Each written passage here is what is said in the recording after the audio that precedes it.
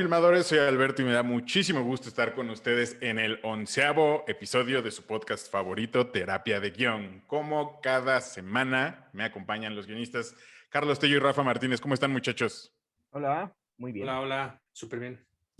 Pues el día de hoy vamos a ñoñar un poco, les cuento. Estamos arrancando la recta final de la primera temporada de este podcast, el cual hacemos con muchísimo cariño para todos los guionistas que están allá afuera. Y en estos últimos capítulos hemos decidido hablar de 3 guiones de 3 películas que nos gustan mucho.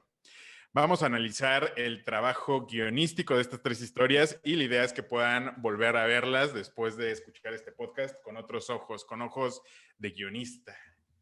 Y pues bueno, vamos a arrancar con un peliculón. El día de hoy vamos a hablar de Volver al Futuro, Back to the Future, de Robert Zemeckis, el guión, y Bob Gale, si no mal recuerdo. Muchachos, en algún momento escuchaba por ahí en una entrevista, no recuerdo de quién la daba, que decía que Volver al Futuro, particularmente su guión, era como un reloj suizo, que era un guión perfecto y que gran parte del éxito de esta película y posterior franquicia que se volvió se debía a esto. La primera pregunta que tengo para ustedes es, ¿están de acuerdo con esta afirmación? Y si sí o no, ¿por qué? Volver al Futuro es de esas películas que están en un lugar muy privilegiado, en el que están en el corazón de la gente y realmente pocas personas están como... O sea, es ese tipo de situaciones que realmente muy poca gente sale y dice, no, Volver al Futuro está recho. O sea, es como esas películas universalmente amadas y con las que generacionalmente, particularmente nosotros crecimos viéndolas en la tele todo el tiempo, ¿no? O sea, por ejemplo, el doblaje de Volver al Futuro es tan emblemático que muchas veces, a mí todavía a veces, me vienen a la cabeza las voces de los actores de doblaje, incluso en lugar de las voces originales de Michael J. Fox ahorita se me fue el nombre del Doc. Christopher Lloyd. Christopher Lloyd, que también uno de los guionistas de Frasier se llamaba igual que él, por cierto, Christopher Lloyd. Entonces, es de esas películas que hasta uno se sabe de memoria, o sea, que ha absorbido a tal grado que incluso por eso a veces es hasta difícil redescubrirlas de todo lo que hizo bien. O sea, de todas las razones por las que se convirtió en un clásico entre clásicos, ¿no? Y una de estas grandes, una de esas grandes piezas que la hace un clásico como lo es precisamente su guión. Como lo dices, es un reloj suizo en el que es de esos guiones que se vuelven casos de estudio por todo lo que hacen bien. Y todo lo que hacen bien, incluso de maneras no tan obvias o dogmáticas como de repente cuando te hablan de páginas o de momentos como tan precisos, sino que es un guión que hace todo bien, pero a veces de manera tan sutil que realmente tienes que sentarte con la cabeza deliberadamente con ese ojo de la voy a analizar y digerir a nivel guionístico, a nivel de montaje, a nivel de la lectura que le quieres dar, para poder realmente desenmarañar todos esos, esa tela fina con la que está hecha la película. O sea, hasta hace pocos años todavía de repente me preguntaba, bueno, pero ¿de qué es realmente Volver al Futuro? O sea, temáticamente, ¿qué está pasando ahí? ¿De qué está realmente hablando la película? Porque es también una de esas películas que están como tan omnipresentes que ya no las estás digiriendo como usualmente digieres una película, ¿no? Que se vuelve como una parte de tu tapiz particular, de tu tapiz cultural personal.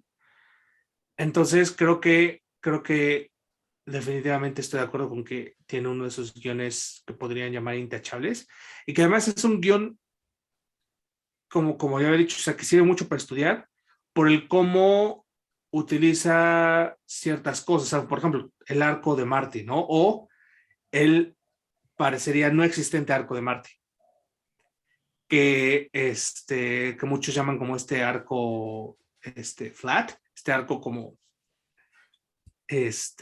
como aplanado, como aplastado, y que también tiene que ver con cierto tipo de personajes que, por ejemplo, John Truby llegaba a mencionar como el ángel viajero, que son en realidad personajes que no tienen esos arcos marcadísimos, como por ejemplo uno da Michael Corleone, o por ejemplo un arco tipo o por ejemplo el de Phil Connors en una película que hablaremos pronto de esa película, no tienen esos arcos tan marcados pero su presencia en la historia detona los arcos de todos los demás y se vuelve una pieza clave en los arcos y en todo lo demás que está sucediendo temáticamente, dramáticamente, narrativamente. Entonces, es un personaje muy difícil de hacer bien, porque es como de las primeras reglas que te dicen, ¿no? Tu personaje tiene que tener un arco. Y le tienes que rascar mucho para realmente, como decir, cuál es el arco de Marty. Que creo sí lo hay, pero es uno muy sutil, muy understated, pero muy conciso también. Eso también es cierto. Pero bueno, o sea, y de nuevo, o sea, esos son detalles que te podemos profundizar, pero creo que tal cual sí es un reloj de guión, es un reloj de guión suizo, no, no es un guión de reloj suizo. Pues sí, digo, a grandes rasgos, la respuesta es sí, sí me lo parece. Me parece, coincido con muchas de las cosas que dijo Tello. Eh, ¿Es un gran guión o es un guión perfecto? A mí me parece que es un guión perfecto, porque tú puedes, no sé, pensar en estos dictámenes de guión que luego hacen script doctors o productores o incluso maestros, ¿no? De guión, en los que vienen como una especie de cosa que, de hecho, el otro día me burlaba un poco de esa forma de dar como feedback sobre los guiones, pero bueno, existen, ¿no? Estos dictámenes de estructura, personaje, género, tono, consistencia, bla, bla, bla, y que normalmente ya uno hay como puntaje, ¿no? Como 8 en estructura porque falta esta cosa, que me parece un poco como, ¿no? Como que es algo que no tendría que aplicarse para todas las películas, pero Volver al Futuro tiene 10 en todo. O sea, no hay manera de que, o sea, quedan claras las motivaciones, queda siempre, o sea, esta cosa como, estos términos como que está en riesgo, la pregunta dramática, ir elevando el riesgo, ¿no? O sea, todo está clarísimo, todo lo que está en juego está perfectamente bien puesto. La motivación, bueno, el que quiere el personaje de Marty, qué se lo impide, el conflicto, o sea, como que todas las cosas que tendrían que haber en un guión que cuando uno escribe se tiene que preguntar varias veces, o tiene, ¿no? Como que, pero ¿qué quiere mi personaje? Pero es que, ¿qué se le impide? Es que no está quedando claro, es que lo que está en riesgo no se, o sea, todo en eso, en ese departamento, Volver al Futuro funciona muy, muy bien, o sea, o sea, es envidiable, pues, llegar a ese nivel de, justo de claridad y que sirve, como dice Tello, como una clase, o sea, es como vean cómo está funcionando, además, sin que se note, además en un viaje, hay que decirlo, ¿no? Bastante entretenido, o sea, muy, muy de entretenido. Tiene esta otra cosa maravillosa que eh, a veces, ¿no? Incluso hay quienes lo pueden ver como un poco como un error porque hasta como tramposito, pero a mí no, a mí de hecho es algo que yo le aplaudo, que rescato y destaco del guión de la película, que es esta cosa que en inglés se dice seeding, ¿no? Que es como sembrar cosas. O sea, en los primeros 15 minutos, 10, ¿no? 10, 15 de la película está sembrado todo el desarrollo de, ¿no? O sea, los elementos, el reloj, todo lo que, ¿no? Digamos, para que consistentemente la película se sostenga, ¿no? Aparte que es dificilísimo escribir viajes en el tiempo. Yo creo que es una de las cosas más difíciles de lograr sólidamente, ¿no? Muchos han fracasado, varios honrosamente lo han hecho bien, ¿no? Pero es muy difícil, ¿no? La propia J.K. Rowling, me acuerdo, cuando se metió con los viajes en el tiempo en Harry Potter 3 y no volvió a usar el elemento, hasta creo que The Cursed Child, que no lo he leído, que es la obra de teatro secuela, que es canon, pero que yo no la voy a aceptar como canon nunca en la vida, pero nunca, no se volvió a meter en ese terreno porque ella misma ha dicho que es dificilísimo, ¿no? Incluso el guionista de la película que dirige Cuarón fue muy hábil en cómo adapta el tema del viaje en el tiempo porque es muy difícil, de verdad es y la manera ¿no? Tan pulcra y consistente en la que lo presenta Volver al Futuro es envidiable. Entonces sí me parece un gran guión que funciona como, dices, como reloj suizo, que funciona bien, que todo está donde tiene que ir. Y sobre todo esta otra cosa, ¿no? Repito, que es profundamente entretenida, ¿no? Yo recuerdo cuando veíamos géneros, yo di clases, hubo un tipo que daba clases en secundaria, prepa y universidad, o sea, en una escuela de estas particulares que tienen todo, y yo daba a los grados de secundaria, prepa y universidad, eran una cosa muy extraña, ¿no? Muy interesante, pero muy extraña, como dice Pati Chapoy. Pero porque sí son, o sea, un asunto ahí como de adaptar las clases como a inquietudes generacionales y demás, es algo muy impresionante y muy abrumador, la verdad. Aprendí mucho, no lo volvería a hacer. Pero a los chicos de secundaria, obviamente yo tenía que encontrar qué ponerles, que no fuera lo que están viendo allá afuera, o lo que está en la tele, o lo que, no, que sea, que les despertara un poquito, pero también no aburrirlos, ¿no? No los iba a matar de aburrición en la secundaria, que yo quiero despertar por lo menos 2 alumnitos que sientan cierto interés por el cine. Y yo recuerdo cuando veíamos ciencia ficción y les ponía Volver al Futuro, para mí siempre fue muy emocionante ponerles Volver al Futuro, porque eran nadie, ni un solo alumno de primero, segundo, tercero, secundaria, que son los momentos más feos para vivir, se aburrió con Volver al Futuro, ¿no? Incluso, y lo tengo que decir, todo el mundo me decía, cuando veía que se entusiasmaban, yo les contaba que había una 2 y 3, y todo el mundo me decía que viéramos la 2, ¿no? O sea, era una cosa como de, ay, quiero seguir, ¿no? O sea, o sea, estoy hablando de que estas clases las vi en 2013, o sea, los años que han pasado desde que se hizo esa película hasta el 2013, que seguía despertando, ¿no? O sea, yo me voy feliz de esos días de clase, sabiendo que le presenté Volver al Futuro a un grupo de niños, no sé, justamente, y ver que su narrativa funciona tan ¿no? Tan a la precisión hoy en día. Bueno, hoy en día eso ya hace casi, ¿no? Con 8 años, 9. Pero bueno, creo que se sigue sosteniendo y eso es una maravilla. Mi siguiente pregunta tenía que ver con algo que ya mencionaste, Rafa, que era como esta onda del seeding, si no mal recuerdo. Y tenía que ver, pues sí, precisamente con toda la gran habilidad que tienen los guionistas para presentar todos los elementos, no solo en cuanto al tema de los personajes, sino a cómo está construido el mundo, cómo va a funcionar los viajes en el tiempo, todo en muy poco tiempo, de manera muy entretenida en ese primer acto. Pero como ya lo mencionaste y como Carlos dijo algo que también estaba dentro de mis preguntas, pero más para allá me gustaría retomarlo y empezar desde ahí.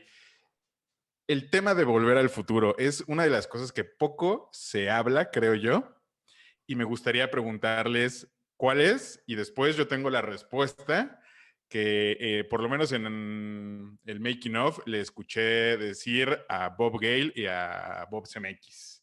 Pero a ver, díganme, ¿de qué se trata, según ustedes, Volver al Futuro? Temáticamente ahí hay como cosas pasando que están generando sobre todo alrededor de Marty, que es como de esos temas principales, pero creo que uno de los temas declarados realmente es esta cuestión de reconocer que tus padres, que más bien que tú eres un espejo de tus padres también, hasta ese grado. O sea, de que ellos también tienen o tuvieron este mundo interior, también tuvieron estos sueños, fueron adolescentes y tuvieron esas mismas inquietudes que tú, o muy parecidas, y que realmente pues de repente es muy difícil separar esas figuras de mi papá y mi mamá a perdón, mi papá se llama Saúl, ¿no? A Saúl, mi papá, a la persona Saúl, ¿no? Y toda su vida y toda la carga que él ha tenido y las cosas por las que es como es, y mi mamá, Guadalupe, y la persona Guadalupe, ¿no? Que justo también tenía estos sueños o hasta incluso las hipocresías de cada uno de ellos, ¿no?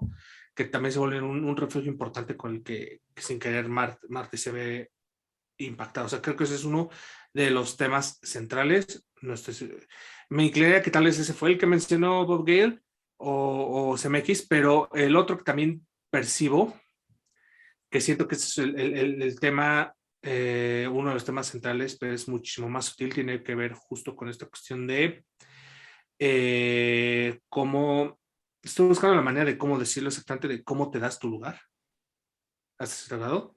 De cómo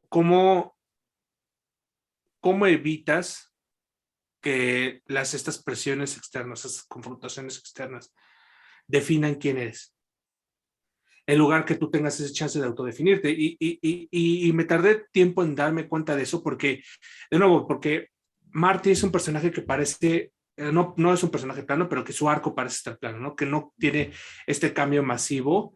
De hecho, es el único cambio fuerte, realmente de cambio en la trilogía que tiene, pues esta cuestión como de cuando le dicen gallina, ¿no? Y de cómo reacciona a esto. Pero la primera película creo que sí está ahí, sí es muy sutil y tiene que ver con esta cuestión de cuando falla en la audición de Rob y este güey está así listo para tirar, para tirar los guantes completamente, casi, casi. Este, es un momento muy fugaz que se pierde, que es más bien que podría parecer que se está perdiendo en el mar de estoy viajando en el tiempo y ahora soy la piedra en el zapato de mi propia existencia porque ahora mi mamá se enamoró de mí y lo que sea, bla, bla. Este, pero en ese mar también sigue existiendo esa cuestión de este güey se había rendido antes de este viaje y él ahora está siendo confrontado con cómo sus padres respectivamente también se rindieron de ciertas cosas, ¿no? Se resignaron a la vida que tenían. Y la película es mucho de cómo contrarrestas esto y de cómo cambias eso, ¿no?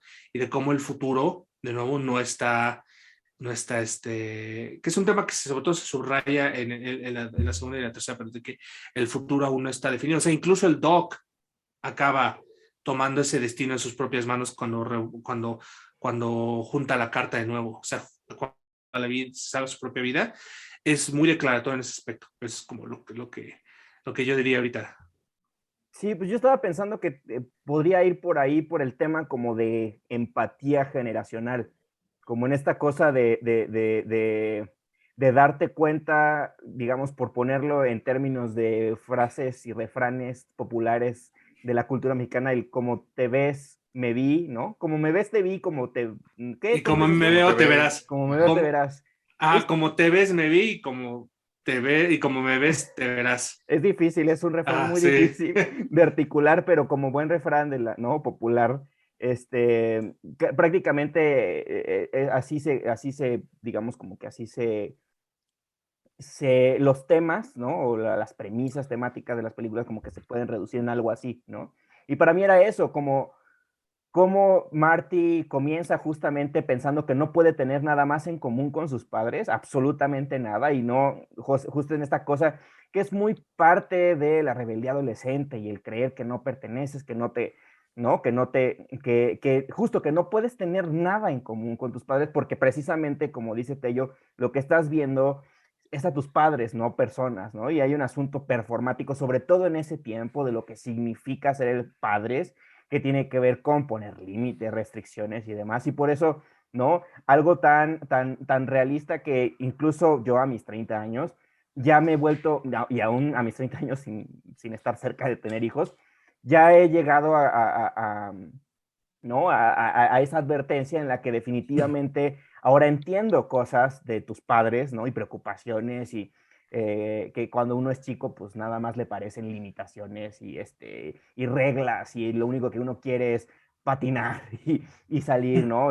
Con la chica que te gusta y demás. Entonces, para mí tiene que ver con eso, como un asunto de generaría, sí, como de empatía. O sea, Marty tiene que viajar al pasado a descubrir eso, a descubrir por todos, ¿no? Por todos los que nos reflejamos alguna vez con esas gap generacionales que hemos vivido lo mismo y que hemos pasado por lo mismo y que no somos muy distintos en las etapas que vivimos como personas porque pues somos parte de esta sociedad, ¿no? Justo creo que el guión de Volver al Futuro empezó precisamente por eso, porque igual los escuché decir como que esa fue como la pregunta que generó todo, como ¿qué harías o tú quisiste cuando tenías mi edad? ¿Cómo eras cuando eras joven como yo? ¿A poco tú no viviste eso? ¿Tú no sentiste las mismas inquietudes, las mismas emociones y tal? Y que a veces, pues sí, los hijos parecen que estar despegados de esa pues, cuestión de los padres, o que pues, sí, parecemos mundos completamente diferentes. Pero la segunda cuestión que decía Tello sobre cómo enfrentar a los problemas y tal, la recojo porque en esta entrevista, estos güeyes decían que sí, que efectivamente Volver al Futuro tiene ese tema, también tiene el tema del destino está en tus manos y bla, bla, bla, pero sobre cómo el tema de cómo enfrentar la adversidad, la vida y tal. Ellos dicen que ese es el gran tema de Volver al Futuro, que Volver al Futuro se trata sobre un niño que le enseña a su papá cómo ser un hombre. Y no un hombre en el aspecto, pues, como machirul, que a veces se puede sentir, sino cómo ser un adulto, cómo ser pues una persona que enfrenta la vida. Pues es que justo estoy de acuerdo, pero también es que esa frase captura mucho, ¿no? O sea, como un niño enseñándole a su padre cómo ser un hombre, un adulto, pero también él aprendiendo parte de las mismas lecciones, ¿no? O sea, parte aprendiendo a través de esta confrontación mira, yo también he sido agachón o sea, tal vez no agachón directamente con un bully, pero sí agachón en el sentido de, me dijeron que tal vez no debería tocar música y tal vez tengan razón, ¿no? Tal vez ya deba dejar la música, a pesar de que es lo que amo y a pesar de que es lo que soy y lo que quiero hacer, ¿no?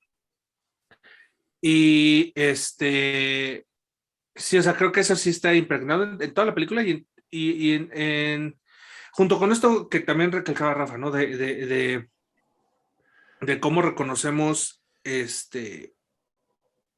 estas brechas generacionales, pero también cómo nos volvemos, cómo cambiamos entre estos roles, como de padre o de educador, ya me de una manera, porque por ejemplo ahorita recuerdo, ¿no? La tercera Volver al Futuro, es Marty quien en ciertos grados también es el que tiene que mantener la cordura de Doc, tenemos que regresar a nuestro tiempo porque esta mujer es de este tiempo, usted le ha dicho lo peligroso que es, bla, bla, bla, meterse con el tiempo, todo este desmadre. Y pues sí, esa es Marty tomando el papel del Doc de las primeras dos películas, ¿no?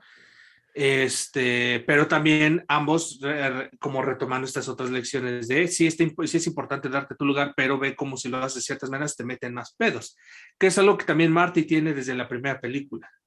O sea, el cómo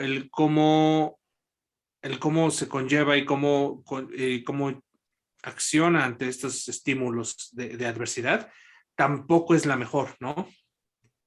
Y tal cual el padre y el hijo aprenden como de esta misma situación.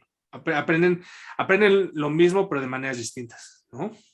Sí, a mí me parece que, o sea, entiendo por qué como destacarla desde ahí, porque me parece como,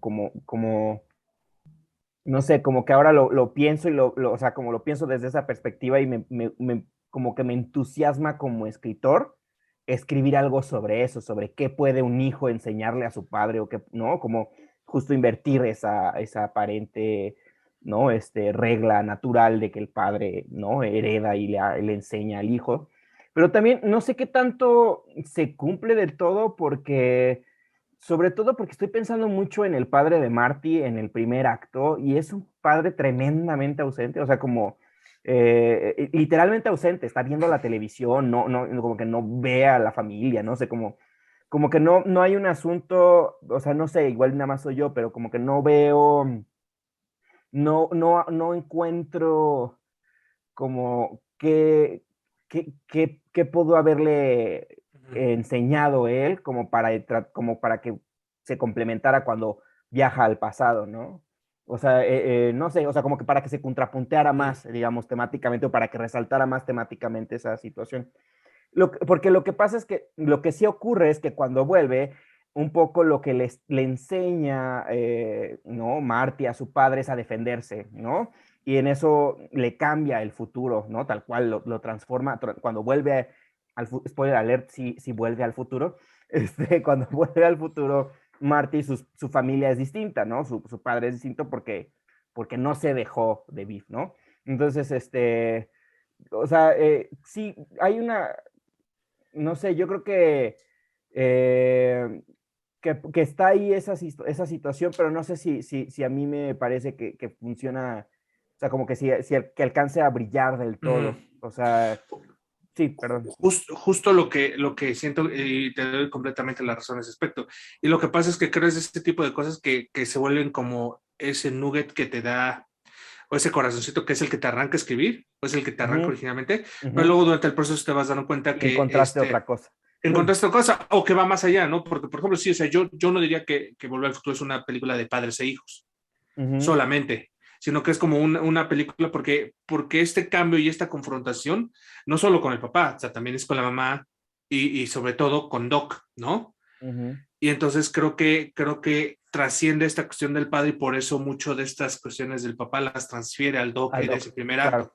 Claro. Y entonces creo que justo, y es ese tipo de cosas, ¿no? Que es una lección importante, pero no tan obvia. Ajá. Que se cumple, como bien dices tú, en la 3 cuando ahora es el hijo del Doc quien le tiene que decir, acuérdate del peligro de quedarnos acá, ¿no? En esta línea temporal que tú me enseñaste. Digamos, ahí como que en ese arco más amplio podría haberse recuperado un poco esa situación. Porque incluso ahora lo pienso y viéndolo, ¿no? Como muy clínicamente, porque pues vale la pena. Ese es también un rasgo de una narrativa que ahí en ese sentido sí está agotada, ¿no? Hoy en día si se hiciera Volver al Futuro, no o sea, no veo la posibilidad de que Marty viaje al pasado a decirle a su padre, defiéndete y golpea, ¿no? Y regresar y que gracias a que golpeó ahora se superó, ¿no? O sea, al contrario, tendría que haber sido un viaje hoy en día, ¿no? De entender por qué su padre es valioso a pesar de que no, se defiende del gallina o no usa los puños, y entonces hay un asunto de empatía distinto, ¿no? Que justo, digo, nada más por mencionar cómo estamos actualizando, ¿no? O actualizando nuestras formas pues, nuestras narrativas, ¿no? Como sociedad. Yo no sé si estoy de acuerdo con ustedes en esa precisión, porque si bien el papá de Marty sí es un padre ausente, creo que lo primero que siente Marty por su papá en particular es vergüenza. Vergüenza de que pues, lo ve que es un tipo gachón, que se deja y tal. Creo que la figura ahí que lo sustituye, la que le enseña esos valores a Marty, en primera instancia es el Doc. Y después creo que se cumple de manera muy sutil, no solo en el tema de que golpea a Viv, sino todo el tema en cómo le enseña a acercarse a su mamá y que lo está convenciendo de que se anime a ligársela y tal. Y cómo descubre también que Marty descubre que su papá escribía ciencia ficción y le dice...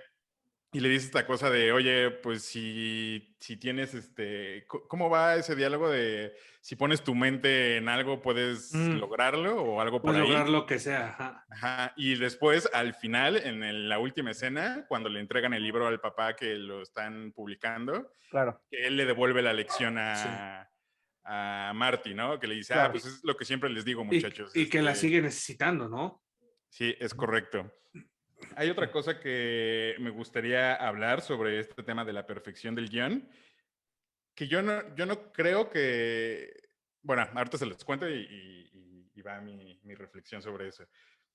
CMX decía que cuando hicieron la película, para ellos arrancaba perfectamente bien, todo estaba en su lugar y tal, pero que él siempre tenía la duda sobre una escena, que es la escena que como guionista él quería cortar de la película y que es cuando toca Johnny B. Good.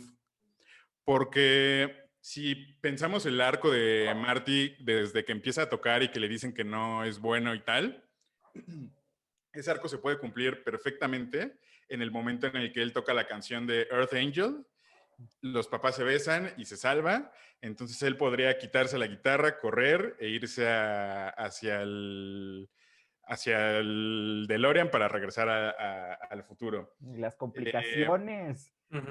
Exacto. Entonces, que esa escena de Johnny B. Good es realmente una escena gratuita y que es una escena que él dudaba muchísimo de poner ahí porque, pues en la teoría del guión, en el tercer acto todo debe ser rápido. Y esa acción, esa escena, paraba de freno el tercer acto solo para darle un gusto a Marty y al público y tal. Y cuando proyectaron la película en los screening test, vieron que era la escena que a la gente más le gustaba. Y creo que es una de las escenas más icónicas de la historia del cine cuando él toca Johnny B. Good y de la película y en general. Tengo dos sensaciones principales y justo es uno que entiendo eso como guionista y justo creo que además de los guionistas los que a lo mejor lo entienden son los editores, ¿no?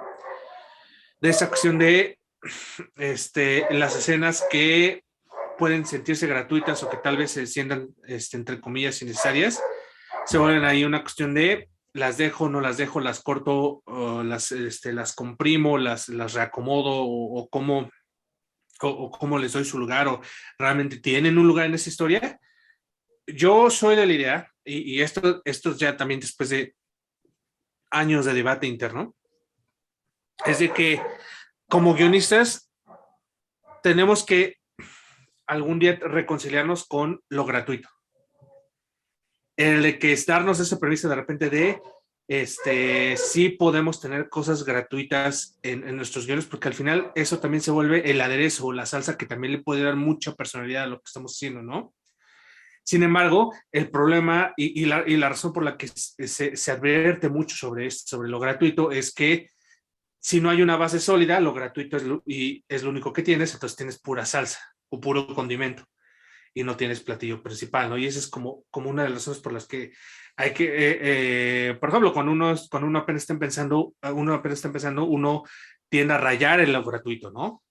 Uno llena de salsa su plato, porque pues, es casi como estar aprendiendo a cocinar, ¿no? Tienes que sobreestimular las papilas gustativas para que tenga sabor, porque si no te da miedo que el platillo esté plano, ¿no? Habiendo dicho esto, creo que y creo que hubiera tenido la misma impresión interna en los zapatos de CMX, pero ya viendo la distancia, no creo que sea una escena gratuita. Y no creo que sea una escena gratuita porque aunque hasta cierto grado se está cumpliendo esto de tocar, o sea, de yo reconciliarme con la manera en que me estoy rindiendo igual que mis papás se rindieron y con eso, o sea, como darle vuelta a eso es que los estoy uniendo de nuevo, está padre, sin embargo, sigue estando él coaccionado de cierta manera, porque si no lo hace se va a morir, ¿no? O bueno, deja de existir. Entonces es un poquito como ese momento en la Matrix, cuando cuando Morfeo dice, está empezando a creer, ¿no? Y decide plantársele a Smith, pero todavía el arco no está completo, o sea, todavía le falta ese pasito extra. Y creo que el tocar Johnny B. Good, cuando ya no tiene que hacerlo, es lo que completa ese mini arco de Marte, es lo que realmente es decir, ahora ya toqué para sobrevivir, ahora voy a tocar para mí, ¿no?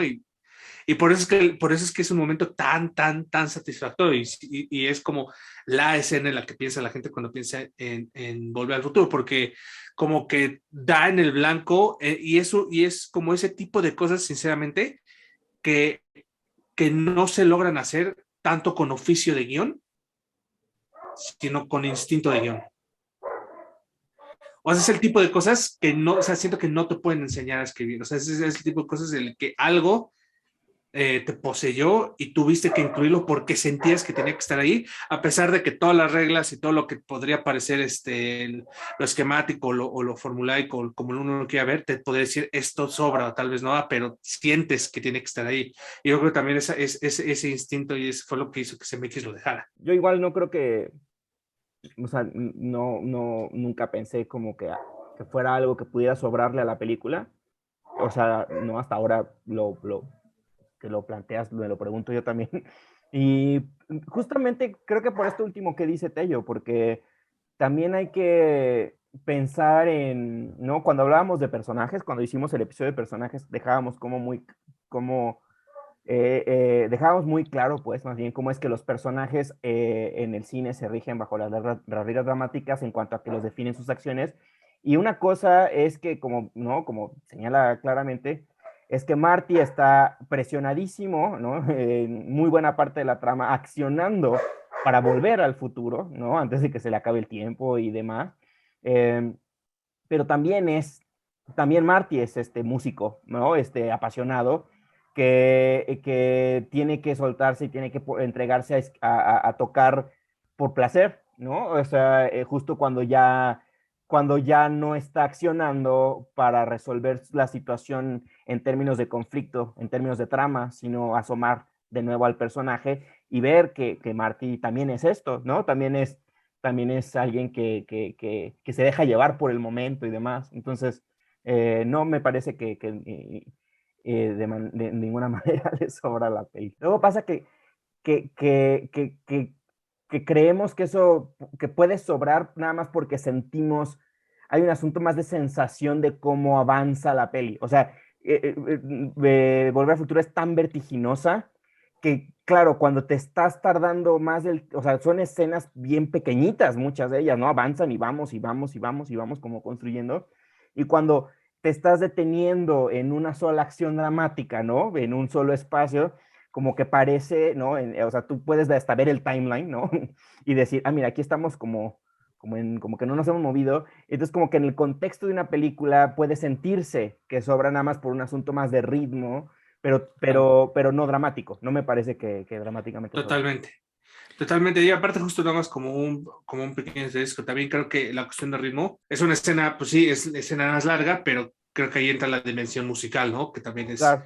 exacto, no sería lo mismo si estuviera tocando, o sea, un concierto de Beethoven, algo de Beethoven o algo así de Bach, no, o sea, es Johnny B. Good, ¿no? Entonces creo que ahí justo sustituye lo vertiginoso Por el rítmico ritmo. de edición por lo vertiginoso del ritmo. Entonces también justo creo que sí, son el tipo de decisiones como muy inteligentes que a veces muchas veces son de intuición, o sea, es lo que se siente correcto. Hitchcock hacía una comparación con una de sus películas que me parece que vale la pena mencionar, que es la de North by Northwest. Él decía que esta escena del avión era una escena que solo podía ser hecha por un director de cine y que los guionistas, que era siempre el beef que tenía con los guionistas, y era que justamente le decían que esa escena no hacía avanzar la historia, porque si recuerdan North by Northwest, pues sí, está la escena ahí en medio y está muy padre y es muy emocionante y tal, pero realmente no hace que el plot siga corriendo. Y decía Hitchcock que a veces tenía que sacrificar la narrativa por la emoción, porque la emoción era algo más fuerte y que iba a trascender más que estar solamente avanzando la historia. Entonces creo que en ese caso sí se cumple más, y justo mi reflexión con eso que oía hablar a CMX y que ahora ustedes lo dicen bien, a mí también me quedaba cuando lo escuché, yo dije, pues sí, pero Marty sí quiere tocar y eso hace que sea más poderoso pues este mini arco que él tiene. Eh, Muchachos, ¿cuáles son los peros que le pueden ver a Volver al Futuro? Yo voy a empezar nada más por decir un chiste muy local, pero que me expliquen el condensador de flujo. No, no es cierto. Exacto. No, Es, pues es que, o sea, lo único que se me ocurre así como que no, pero para nada hace falta, ¿eh? No, no es cierto. No sé, sí, no, no. basta, yo no sé si Sí, ya sin pensaste en algo. embargo, creo que es lo primero que te exigiría un estudio de hoy en día, Claro, sí. ¿no? Entonces, que también justo es ese tipo de, también es una cosa bien curiosa de que muchos tal vez peros que podrían salir son retroactivos, ¿no? En el aspecto de retroactivo de, por ejemplo, esta cuestión de, alguien puede decir, bueno, entonces tal vez el arco sí debería ser como Marty en cuanto empieza a apreciar a su papá por ser como es, bla, bla, pero esa no es la historia. Entonces no es un pero genuino, ¿no? Pero, o sea, y sé que está raro como esta tangente, pero o sea, lo pienso en el sentido de que pues, fue una película hecha durante los 80s, particularmente durante la época Reagan, entonces hay un peso como sobre el individualismo de carácter americano, ¿no? Entonces, como, pero eso no es un pero realmente, eso son cosas como ya de discusión social, política que tienes con los temas de una película, como se retrata. Entonces, creo que peros como tal, yo ya no le encontraría a menos que realmente me ponga de nuevo como a buscar el negrito del arroz cuando ya no es cuando ya no es necesario, ni siquiera siento que es ¿cómo se llama? Útil, ¿no? En el sentido de que usamos la palabra perfecta, en el sentido de que es intachable, pero bueno, si uno se pone a analizar exactamente cada engrane de cada cosa, pues uno puede encontrar detalles, ¿no? Como detalles tanto de, mira, ahí se ve el boom, ¿no? O, los errores de continuidad, ¿no? Que son nimiedades, o sea, son cosas que francamente no importan. Entonces, sí me resisto a encontrarle un pero real a Volver al Futuro por ahora, ¿no? O sea, justo porque cualquier pero ya sería de tal vez incluso coaccionado ok, ¿qué haría yo en un guión 2022, no? Creo que aquí salió un tema bien interesante con lo que decía Rafa del condensador de flujo, a pesar de que no lo crea. Eh, ¿Hasta dónde debemos explicar el mundo de nuestras películas? Es, es, un, es una de las preguntas complejas. Y justo es cuando nos saltamos, bueno, mencionamos la cuestión de sembrar las cosas en la película y de explicar lo que tiene que explicar. Justo este es uno de los detalles donde Gale y CMX muestran su inteligencia guionística de una manera sublime. Porque no necesitamos saber cómo funciona el condensador de flujos. El condensador de flujos es ese shorthand perfecto que te Permite el dices, viaje en el tiempo. exacto, es lo que hace posible el viaje en el tiempo. Y todo lo demás fluye a partir de eso. Es el precio de entrada de te vas a comprar esto y si eres incapaz de comprarte esto, pues la neta no vas a conectar con la peli, ¿no?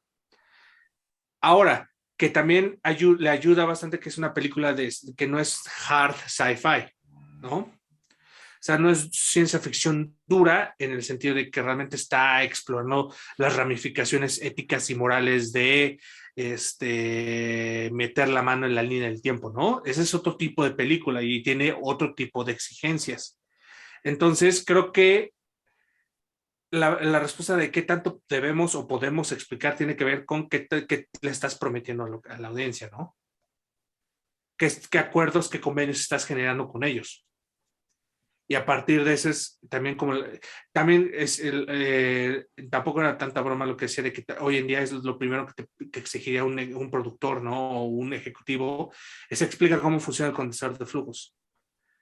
Porque también ya estamos en un lugar culturalmente bien distinto a 1980 y ¿qué? ¿85? Sí, ¿no? 1985, en el que la cultura popular no estaba sobrecogida por temas de fantasía y ciencia ficción como hoy en día. Entonces, también es cierto que en una película de hoy en día podría ser una oportunidad de darle particularidad a tu guión de cómo explicas el viaje en el tiempo, ¿no? Como en su momento, por ejemplo, ciertas películas de repente explican en su viaje de Interestelar, este es viaje en el hiperespacio, este es el warp device, por ejemplo, el de Battlestar Galactica siempre se me quedó pegado, porque lo que te plantea que hace el viaje de Battlestar Galactica es que doble el universo como en dos y te deja del otro lado, o sea, cuando se vuelve a expandir, ¿no? Y eso se me hacía súper curioso. Pero al final explicas lo que tú le estás prometiendo a la audiencia que necesita invertir para que la historia pueda funcionar, para que puedas comprometerte y sobre todo del tipo de lógica que estás construyendo alrededor de estas explicaciones, ¿no? Sí, yo lo que creo, o sea, estoy de acuerdo. Yo creo que tiene que ver principalmente con que quede claro, ¿no? De alguna manera, que le quede claro a la audiencia qué película estás haciendo. O sea, que no, o sea, yo creo que una película mal hecha, o sea, si Volver al Futuro fuera una película mal hecha en sus reales ambiciones, que es contar esta historia de Marty, sus padres y ¿no? La empatía generacional, todo esto que hemos dicho y la aventura de volver al futuro tal cual, la gente se preguntaría por qué, cómo lograron el viaje. Pero nadie se pregunta cómo lograron el viaje porque nada más necesitas que te digan necesitamos plutonio, funciona con plutonio a esta velocidad y esta cosita llamada condensador de flujo hace posible que volvamos. Y ya, y es digamos, está tan, el corazón de una película como Volver al Futuro está tan lejos de eso que es de la pregunta científica, que cuando regresan incluso, ¿no? Es cuando ahora nada más agarrar cosas del bote de basura orgánica y dice, ahora nada más con las platanitos nos podemos ir, ¿no? Entonces, y no pasa nada porque estamos contando otras cosas, estamos contando otras anclas. Lo que es importante y lo que sí es muy, muy importante es que la audiencia sí tenga claro eso. O sea, que sea lo suficientemente poderoso y bien construido lo que estás presentando para que nadie se pregunte, pero ¿cómo el condensador de flujo, no? O sea, necesitas 3 reglas, ¿no? La velocidad, lo que lo hace posible el viaje, ¿no? Y que justamente, es que incluso están bien puestas en la película. Tampoco es como que abandone el lado científico por completo, ¿no? La razón por la que no se van de ahí es porque necesitan un rayo, ¿no? Porque lo único que da la energía que te plantearon que al principio que se necesitaba supuestamente, solamente la pueden encontrar en un rayo en el pasado, ¿no? Entonces, pero justo, tienes las herramientas necesarias de acuerdo a la historia que estás contando. Hay otra razón por la que creo, ¿no? Que Tello dice, hoy en día un estudio te preguntaría primero cómo está funcionando eso. Incluso no estudios muy grandotes también aquí en México, luego no me ha tocado recientemente que me preguntan esas cosas, pero porque creo que tiene que ver hoy en día con esta necesidad, esta, como esta hambre de quienes están haciendo el cine más comercial e industrial, de generar propiedades industriales, ¿no?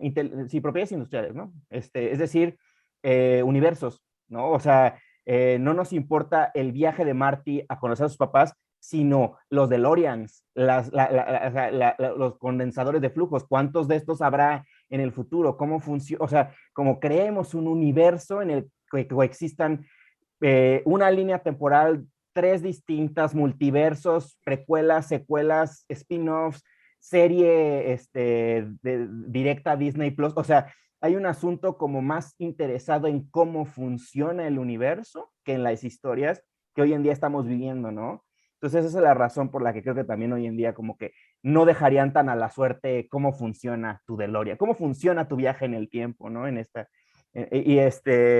tiempo, en esta película, ¿no? Aun cuando la propia Volver al Futuro cierra con un cliffhanger y prometiéndote la película 2 que llegó creo que un año después nada más, ¿no? O algo así.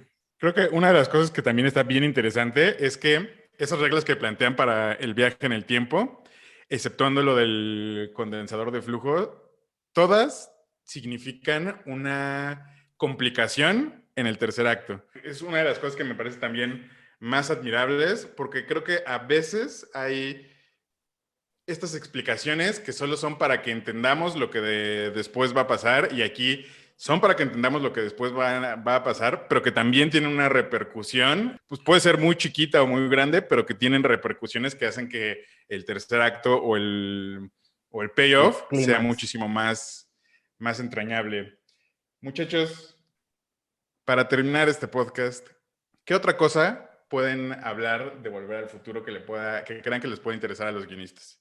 Curiosamente, es una película que tiene o sea, muchas lecciones de guión, muchas lecciones de narrativa, y también tiene muchas lecciones que irían en contra de la sabiduría popular o de lo que te dirían de justo esta cuestión de crear universos, ¿no? Crear propiedad intelectual, porque es una historia personal, ¿no? O sea, no está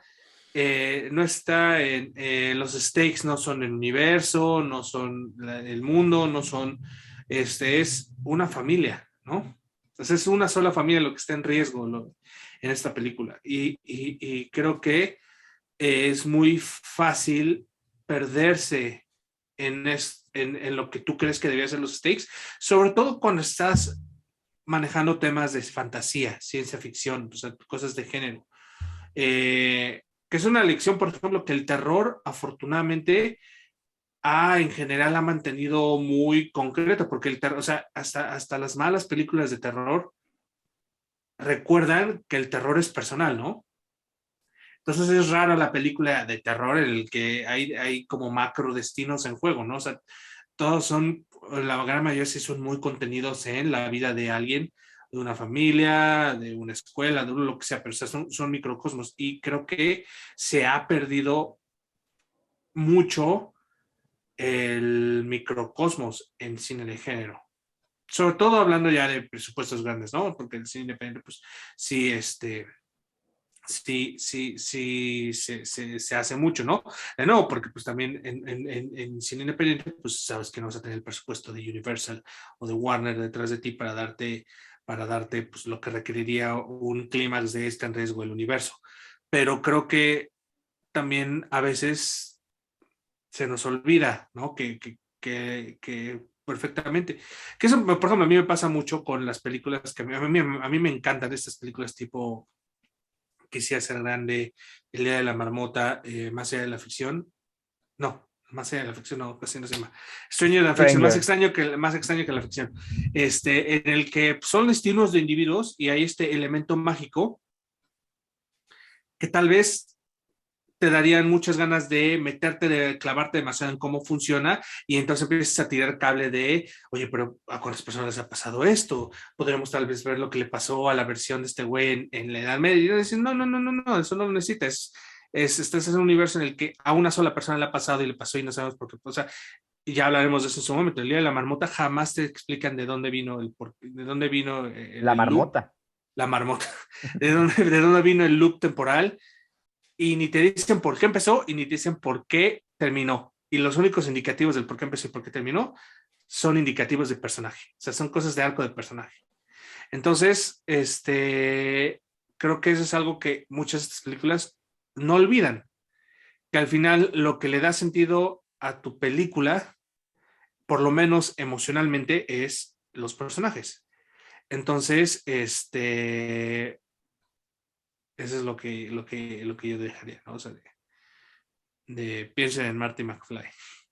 Hay nada más para decirles tampoco el asunto de pensar en los personajes y en los microuniversos o los microuniversos personales cuando se hacen a huevo funcionan. Y estoy pensando en la familia rusa en la versión de Joss Whedon de Justice League, que como por ponernos ahí a alguien que nos Claro. preocupe del tercer acto, no funciona así, pues, ¿no?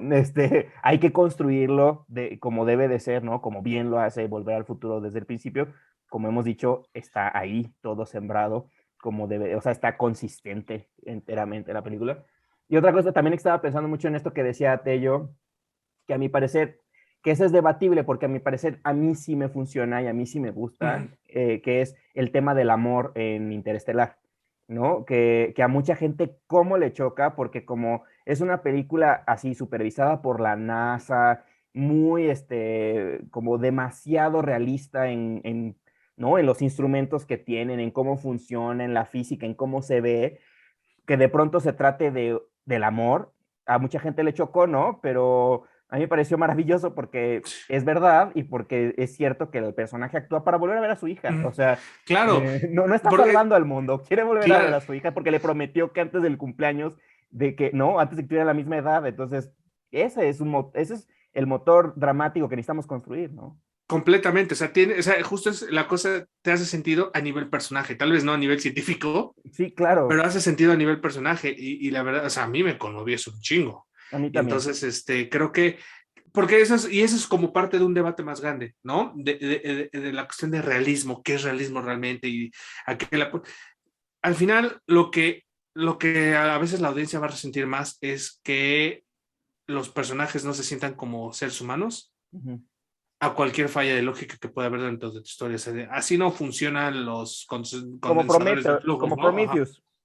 Prometheus me gusta, a mí esto también es una película que yo defiendo y me gusta mucho como espectáculo y me la paso súper bien, pero ningún personaje actúa como ser humano en esa película, ni siquiera como su profesión. Como científico, sí, exacto, ¿no? O sea, es ese tipo de cosas, ¿no? Que por eso, si de repente están en la encrucijada de que, digamos, que se metieron en un hoyo, ¿no? O en una encrucijada de, tengo que decidir entre la coherencia del personaje o la coherencia del mundo real o coherencia de algo científico, del contexto, lo que sea.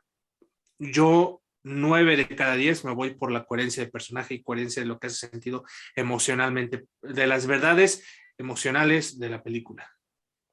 Claro. Porque eso es al final con lo que te quedas y lo que te va a mover, ¿no? Porque, o sea, justo pregúntale a cualquiera que tenga una profesión particular y que es una profesión que no muchos hacen, pero que de repente se ve en cine, y pues te va a decir todas las cosas que no son ciertas, que no funcionan, y de hecho es una subcultura de YouTube, ¿no? Eh, experto medieval reacciona a 5 películas medievales, ¿no? Doctor reacciona a, sí, o sea, siempre va a haber fallas de lógica, cosas que no puedes reproducir totalmente, o sea, vean, cuánta serie de doctor hay y pregúntenle a los doctores qué tan fieles son, ¿no? Pero al final te quedas con las verdades emocionales. Claro. Y es también donde puede ser peligroso, ¿no? Porque también hay cierta responsabilidad, ¿no? Hay cierta cosa de qué tanto puedes maniquear todo alrededor para llegar a esa verdad emocional y se siente ya falso, ¿no? Pero, de nuevo, o sea, ¿qué importa cómo funciona el condensador de flujos? Al final lo que importa es que Martin tocó Johnny B. Good. Yo también quiero decir que yo sí soy fan de Interestelar. A mí sí me funciona ese mensaje del amor, pero pues a lo mejor es porque somos guionistas y somos románticos. Cursis, sí. Ajá, somos cursis. Pero Lo bueno, creo. creo que con esto podemos cerrar el capítulo. Avisarle a toda la gente que nuestra primera temporada va a llegar hasta el episodio 15. En ese episodio vamos a tener una sesión de preguntas y respuestas en vivo que más adelante les vamos a estar contando cómo va a estar la dinámica. Lo haremos en el Auditorio Nacional. Es correcto, en el Auditorio Nacional. Preparen sus boletos y pues nada más, muchísimas gracias a todos los que llegaron hasta el final de este podcast. Si les gustó este contenido, ya saben, inviten a sus amigos guionistas para que se echen toda la primera temporada y que ya estén listos para cuando volvamos con nuestra segunda temporada. No olviden suscribirse al canal, denle like, les dejamos el link de Spotify en la descripción del video. Y pues como siempre, muchas gracias. Yo soy Alberto, gracias Rafa, gracias Carlos. Gracias. Chao. Gracias, chao. Y gracias a ti por ser parte de esta comunidad. Nos vemos la próxima semana aquí en su podcast favorito, su podcast de confianza, Terapia de Guión. Bye.